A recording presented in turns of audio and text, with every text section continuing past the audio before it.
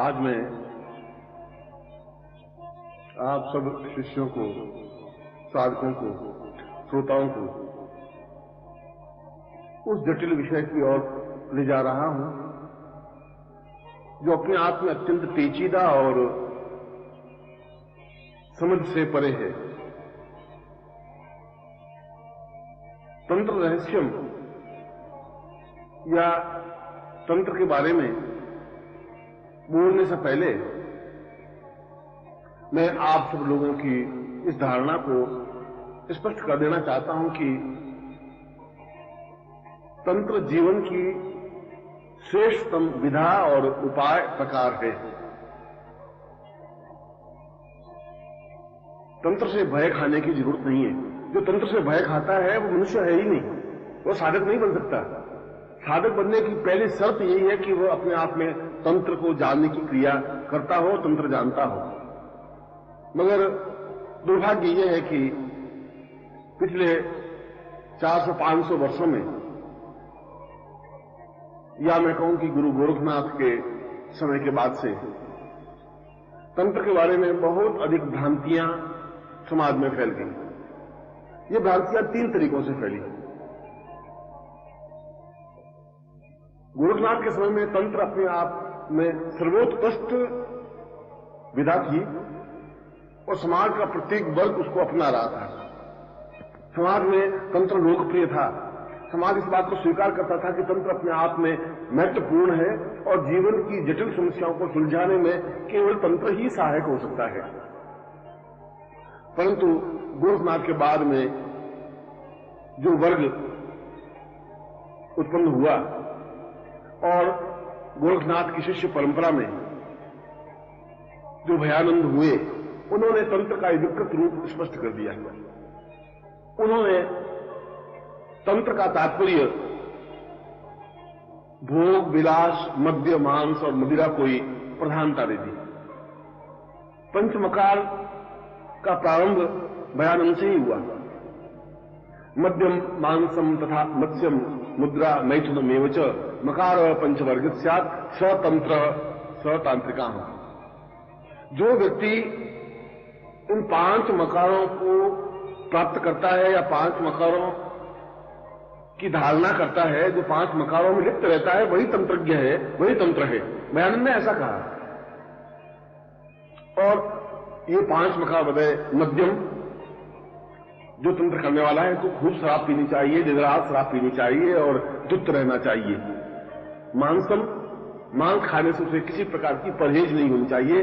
दूसरा म या मकार, जहां मध्य है तो दूसरा मांस, और वह किसी भी पशु का मांस खाए, बलि दे, शमशान की साधना करे और उन मांसों से विविध प्रकार के व्यंजन समर्पित करे।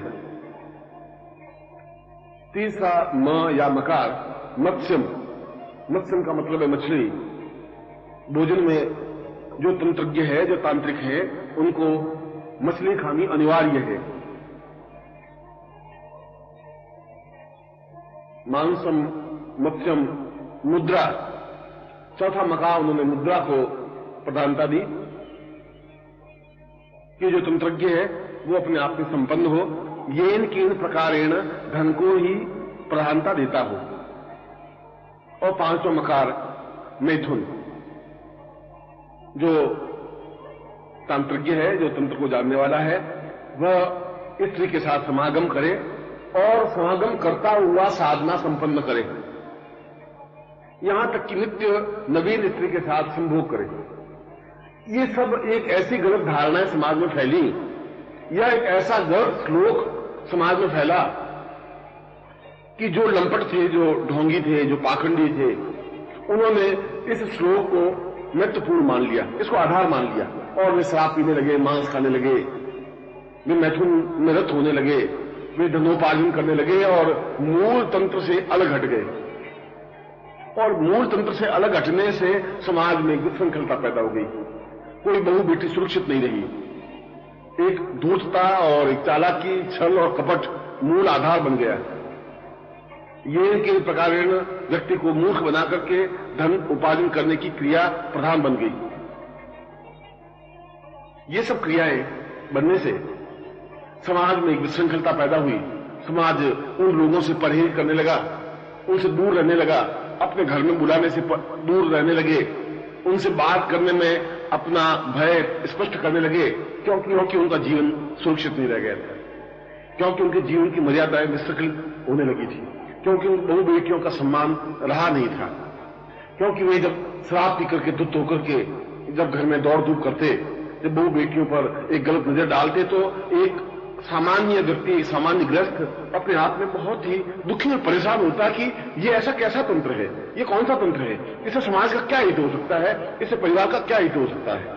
और इस प्रकार से वे तांत्रिक जो तंत्र के नाम पर भोग विलास में लिप्त रहने में अपनी श्रेष्ठता समझ रहे थे, जो तंत्र के नाम पर समाज को लूटने की क्रिया कर रहे थे, वे अछूत समझे जाने लगे, लोग उसे दूर रखने लगे, लोगों ने नाम लेना बंद कर दिया, तांत्रिकों का सम्मान करना बंद कर दिया, तांत्रिकों को पास आने में हिचकिचाहट महसूस करने लगे और अपना दुख तो भोगते रहे, अपनी परेशानियों को भोगते रहे, परंतु अपनी परेशानियों और दुख को, अपनी समस्या और बाधाओं को इन तांत्रिकों को नहीं कहने लगे, क्योंकि वे समझते कि इनको बात कहना और आग में अपने आप को झोंकना है, इनके पास जाना और कई प्रकार की समस्याएं अपने ऊपर मोड़ ले लेना है, क्योंकि इनके खर्चे बहुत ज्यादा हैं, जरूर से ज्यादा ये धन ऐंठते हैं, और उसके बावजूद भी किसी प्रकार का कार्य हो या नहीं हो, इनको किसी बात की परवाह नहीं है।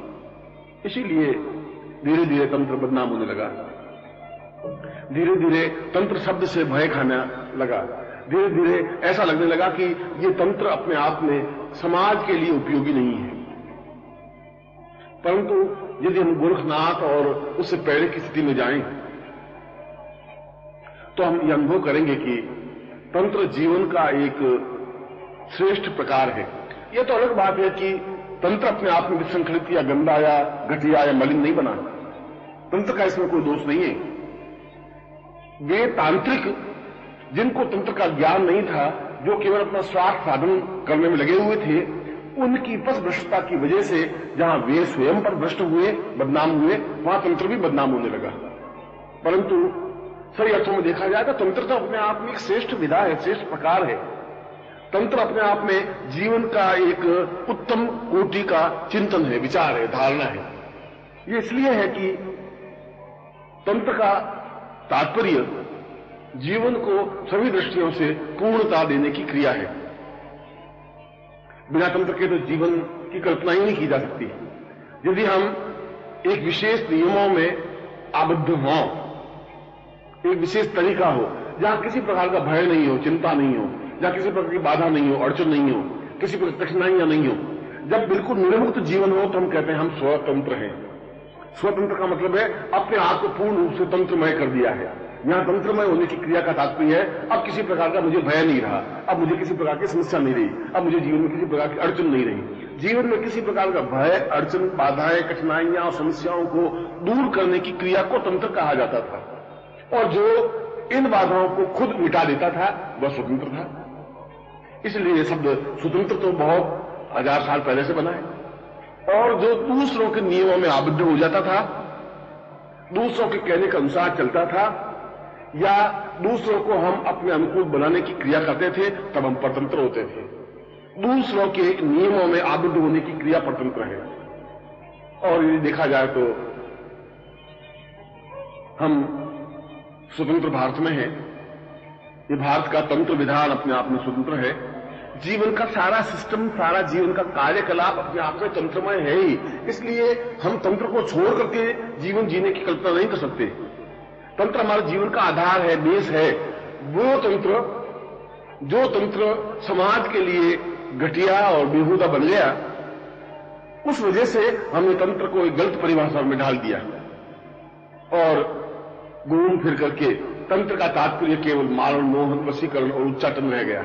क्योंकि उन लोगों ने जो शराब पीते थे, जो मांस खाते थे, जो परस्त्री गमन करते थे, उनके पास बाकी सारी तांत्रिक विधाएं तो छोड़ दी, क्योंकि उन बाकी तांत्रिक विधाओं के लिए परिश्रम की जरूरत थी, साधना की जरूरत थी, श्रेष्ठता की जरूरत थी, लंगोट को मजबूत रखने की जरूरत थी और एक आसन पर दृढ़ होने की आवश्यकता थी। वो उनके पास नहीं था, वो ऐसा नहीं कर पाते थे।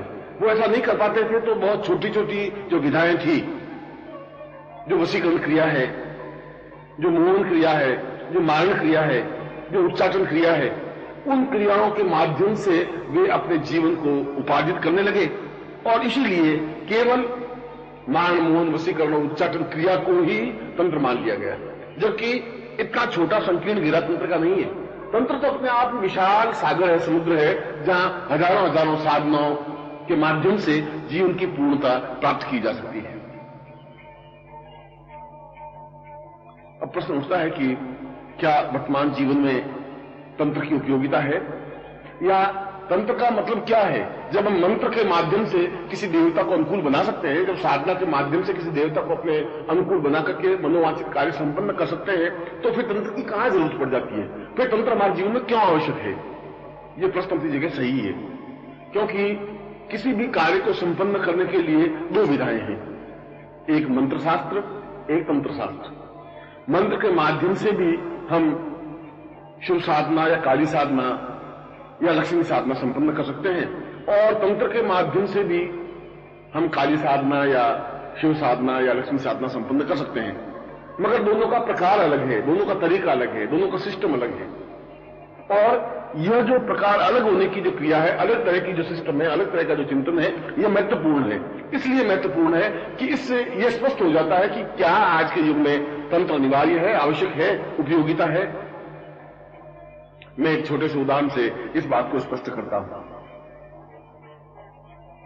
यदि मैं बहुत भूखा हूं और मेरे पास 5 पैसे भी नहीं है,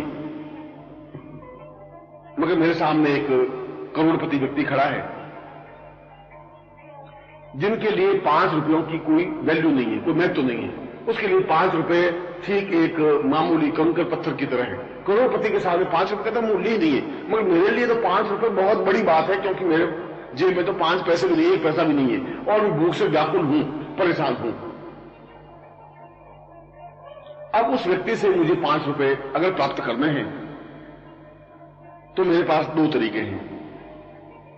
पहला तरीका तो यह है कि मैं हाथ जोड़ करके प्रार्थना करूं कि सेठ जी, आप बहुत उच्च कोटि के हैं, आप विद्वान हैं, आप समझदार हैं, आप कर्ण के अवतार हैं, आप दयावान हैं, मैं बहुत गरीब हूं, मैं भूखा हूं, मैं दरिद्री हूं, मुझे खाने की रोटियां नहीं है, मैं आप 3 दिन से कुछ खा नहीं सका हूं, और आप कृपा करके मुझ पर रहम करें और मुझे 5 रुपए दे दें।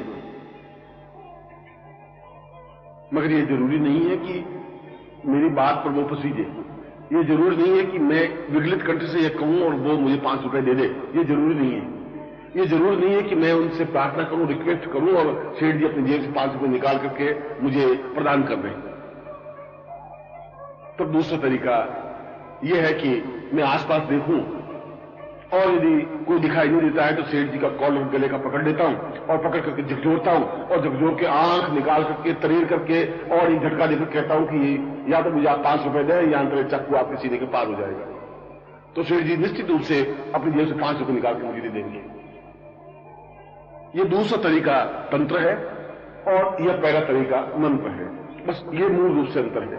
मंत्र का तात्पर्य है देवताओं की प्रार्थना करना, रिक्वेस्ट करना, हाथ जोड़ना, निवेदन करना, भोग लगाना, आरती करना, धूप अगरबत्ती करना। और उसके माध्यम से कोई जरूर नहीं एक महाकाली प्रसन्न हो, कोई जरूर नहीं एक लक्ष्मी प्रसन्न हो और हमारा घर अक्षय धन से भर दे। मगर दूसरे तरीके से यदि हमें हिम्मत है, हौसला है, ताकत है, साहस है, क्षमता है, और यदि आप साधक हैं और आपके पास समर्थ गुरु है तो आपके पास हौसला है, आपके पास हिम्मत है, आपके पास साहस है, ऐसा हो ही नहीं सकता कि आपके पास नहीं है। मगर उस क्षमता के साथ उस लक्ष्मी के आंख में आंख डाल के आप खड़े हो जाते हैं और उसको कहते हैं कि मैं भी तंत्र साधना का योग संपन्न कर रहा हूं, मैं तुम्हें आबद्ध कर रहा हूं और तुम्हें हर हालत में मुझे संपन्नता देनी है, मुझे धन देना है, मुझे वैभव देना ही है और देना ही पड़ेगा। यह जो एक चिंगारी है, यह जो एक आग है, यह जो कहने का प्रकार है, यह जो कहने का तरीका है, उससे निश्चय ही उन देवताओं को धन प्रदान करना ही पड़ता है, या जिस उद्देश्य के लिए हम साधना संपन्न करते हैं, जिस उद्देश्य के लिए देवता की प्रार्थना करते हैं, उस देवता को वह कार्य संपन्न करना ही पड़ता है। पहली बार में या पहले प्रकार में, जिसको हमने मंत्र शास्त्र कहा है, केवल रिक्वेस्ट है, केवल प्रार्थना है, केवल स्तुति है। और स्तुति और प्रार्थना से कोई जरूर नहीं कि देवता वो कार्य संपन्न करे ही, मगर इस दूसरे प्रकार से तो देवता बाध्य हो जाते हैं कि वह कार्य संपन्न करे ही। और आज के युग में हमारे पास इतना अधिक समय नहीं है कि हम बार बार हाथ जोड़ें, बार बार प्रार्थना करें, बार बार घी के दिए जलाएं, बार बार आरती करें, बार बार भोग लगाएं और लक्ष्मी को बार बार प्रार्थना करते रहें तू धन दे। और इस प्रकार से 10, 20, 25 साल निकल जाए, हम जहां के तहां खड़े रहे, दरिद्री रहे, भूखे मरते रहे। इतना समय हमारे पास नहीं है। फिर दूसरा ही तरीका हमारे पास स्पष्ट होता है, और दूसरे तरीका का तात्पर्य है कि दो टूक शब्दों में स्पष्ट रूप से उस लक्ष्मी को बाध्य कर दे कि वह हमें धन प्रदान करे, वैभव प्रदान करे, संपत्ति प्रदान करे। हम जो जीवन में चाहते हैं, व्यापारिक उन्नति, आर्थिक उन्नति, भोग विलास, ऐश्वर्य, वो हमें प्राप्त हो ही, हर हालत में हो, वह तंत्र के माध्यम से संभव है। और इसीलिए आज के युग में जहां मनुष्य का जीवन बहुत एक छोटा सा जीवन बन गया है, 60-70 साल के जीवन को अपने आप में पूर्ण जीवन कहा जाने लगा है, और उसमें भी 20, 25, 30 साल तो केवल बाल्यावस्था में समाप्त हो जाते हैं, और 50 साल के बाद आदमी में उतनी ताकत, उतनी क्षमता नहीं रह पाती तंत्र साधना संपन्न कर सके। तो केवल पूरी जीवन में हमारे पास 20 या 25 या 30 साल रह पाते हैं, जिसमें हमें साधनाएं संपन्न करनी है। इसीलिए इस छोटे से समय में हम ज्यादा से ज्यादा साधनाएं संपन्न कर सकें, ज्यादा से ज्यादा अपने जीवन को पूर्णता दे सके, अद्वितीयता दे सके, इसके लिए तंत्र अपने आप में श्रेष्ठतम और महत्वपूर्ण विधा है। और उसके माध्यम से हम किसी भी प्रकार के देवता को अपने अनुकूल बना सकते हैं। हमें जो कुछ चाहिए वह प्राप्त कर सकते हैं, और हम जैसा जीवन चाहते हैं उस प्रकार के जीवन को पूर्णता दे सकते हैं। अब प्रश्न उठता है कि क्या अगर हम तंत्र साधना करें तो इसका कोई विपरीत प्रभाव, विपरीत परिणाम हमें भोगना पड़ता है? ऐसा तो कुछ भी नहीं है, ऐसा संभव ही नहीं है। यदि हम मंत्र साधना करें और अगर हम पूरी साधना नहीं कर सके तो उसका कोई विपरीत परिणाम भोगने को नहीं मिलता। ये बात है कि आप जो साधना कर रहे हैं उसका अनुकूल फल आपको प्राप्त नहीं हुआ, क्योंकि साधना पूरी नहीं हुई तो अनुकूल फल मिलेगा भी कहां से, मगर उसका कोई विपरीत फल आपको नहीं मिलेगा। ठीक उसी प्रकार से तंत्र साधना के क्षेत्र में भी यदि हम पूरी साधना नहीं करें या साधना में किसी प्रकार की न्यूनता रह जाए तो उसका तात्पर्य यह नहीं कि उसका विपरीत परिणाम हमें भोगना पड़े या हमारे ऊपर गलत रिजल्ट हो जाए, ऐसा कुछ भी नहीं होता। ये बात है कि हम जिस उद्देश्य के लिए तंत्र साधना कर रहे थे उस उद्देश्य की पूर्ति नहीं हुई, हम दूसरी बार उस साधना को संपन्न कर सकते हैं, दूसरी बार उस क्रिया को संपन्न कर सकते हैं। और दूसरा चिंतन आम साधकों का या गृहस्थ का ये रहता है कि क्या गृहस्थ इस प्रकार की तांत्रिक साधना संपन्न कर सकते हैं? और मैं कहता हूं कि निश्चित रूप से गृहस्थ तो इस तांत्रिक साधनाओं को संपन्न कर ही सकते हैं। गृहस्थ के लिए ज्यादा उपयोगी है, ज्यादा यथार्थ है, उनके लिए ज्यादा आवश्यक है कि उनकी इच्छाएं ज्यादा है, उनकी आकांक्षाएं ज्यादा है। समाज में उनको रहना है तो 100 प्रकार की समस्याओं को उनको भोगना पड़ता है, 100 प्रकार के उनको कार्य करने पड़ते हैं, 100 प्रकार की बाधाओं से जूझना पड़ता है और शत्रुओं से जीतना पड़ता है। उन शत्रुओं पर हावी होने के लिए, उस जीवन के दुर्भिक्ष को, दुर्बलता को और जीवन की दरिद्रता को दूर करने के लिए, जीवन की न्यूनताओं को समाप्त करने के लिए ग्रस्त लोगों के लिए ज्यादा आवश्यक है कि वह तंत्र साधना करें और तंत्र साधना के माध्यम से जीवन में पूर्णता अनुभव करे। तंत्र साधना के माध्यम से वह सब कुछ हस्तगत करे जो उसके जीवन की आकांक्षा है, जो उसके जीवन की इच्छा है, जो उसके जीवन का आधार है। और तीसरी शंका आम साधक को यह रहती है कि यदि गृहस्थ इस प्रकार की तंत्र साधना संपन्न करे तो क्या उसको मांस खाना अनिवार्य होता है? क्या उसको शराब पीना जरूरी होता है? क्या चिलम फूंकना उसके लिए अनिवार्य है? क्या ललाट पर सिंदूर के लंबे लंबे तिलक करना जरूरी है? क्या चरस और गांजा पीना आवश्यक है? और मैं कहता हूं कि तंत्र में इन विधाओं को कोई स्थान है ही नहीं। तंत्र तो अपने आप में अत्यंत सौम्य साधना है, अत्यंत मधुर साधना है। उसके लिए शराब पीना और गांजा पीना जरूरी है ही नहीं, जरूरी नहीं, अनिवार्य नहीं है, उसकी आवश्यकता ही नहीं है। उल्टा पी करके हम अपने जीवन को पथभ्रष्ट कर सकते हैं। इसलिए किसी भी प्रकार से उस पंच मकारों की आवश्यकता तंत्र में कम से कम नहीं है। न मद्य की जरूरत है, न मांस की, न मत्स्य की, न मुद्रा की, न मैथुन की। इससे परे हट करके जो पूर्ण पवित्र में जीवन व्यतीत करता हुआ साधना संपन्न करता है वह तंत्र साधना है। और तंत्र साधना के लिए यह बहुत आवश्यक है कि उसका जीवन पवित्र हो, उसका जीवन दिव्य हो, वो अपने आप में श्रेष्ठ तंत्र साधना संपन्न कर सके और किसी प्रकार के व्यसनों से दूर रहता हुआ, विचार से दूर रहता हुआ अपने आप में पूर्णता प्राप्त करे। यहां पर एक शंका और आम व्यक्तियों के मस्तिष्क में घुमड़ती है कि यदि हम गायत्री साधना करते हैं, यदि हम सौम्य साधना करते हैं, यदि नित्य पूजा पाठ करते हैं, राम कृष्ण या महावीर या बुद्ध या किसी की पूजा अर्चना करते हैं, तो क्या ऐसा व्यक्ति या हम तंत्र साधना भी संपन्न कर सकते हैं? या क्या हम सुबह जो पूजा पाठ करते हैं उस पूजा पाठ के साथ साथ तंत्र साधना भी संपन्न कर सकते हैं? निश्चित रूप से कर सकते हैं। इसमें कोई बाधा अड़चन है ही नहीं, क्योंकि यह भी उसी पूजा पाठ का एक प्रकार है, एक तरीका है।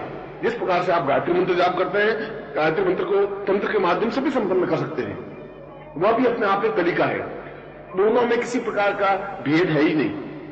पूजा पाठ करने वाला या गायत्री मंत्र जप करने वाला या पूर्ण सौम्य या सच्चरित्र या भला या श्रेष्ठ व्यक्ति सही अर्थों में तंत्र साधना भी संपन्न कर सकता है और पूजा के साथ साथ तंत्र साधना कर सकता है। देवताओं की अर्चना करने के साथ साथ तंत्र साधना भी संपन्न कर सकता है। हम अपने सामने अपने इष्ट की पूजा करें, कुमकुम अबीर गुलाल मौड़ी और उनको भोग लगाएं, निवेद्य करें, आरती करें, साथ साथ तंत्र साधना मंत्र जाप करें, उसमें कहीं दोष है ही नहीं।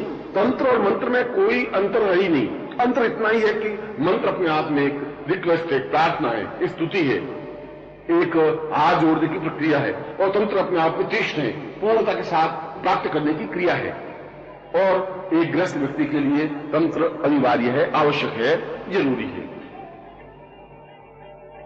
जीवन में किसी भी प्रकार की विपरीत स्थिति में जो बाधाएं हमारे सामने हैं, जो अड़चनें हमारे सामने हैं, जो कठिनाइयां हमारे सामने हैं, उन कठिनाइयों पर निजात पाने के लिए या किसी प्रकार की बाधाओं को दूर करने के लिए तंत्र अचूक और अनिवार्य विधा है।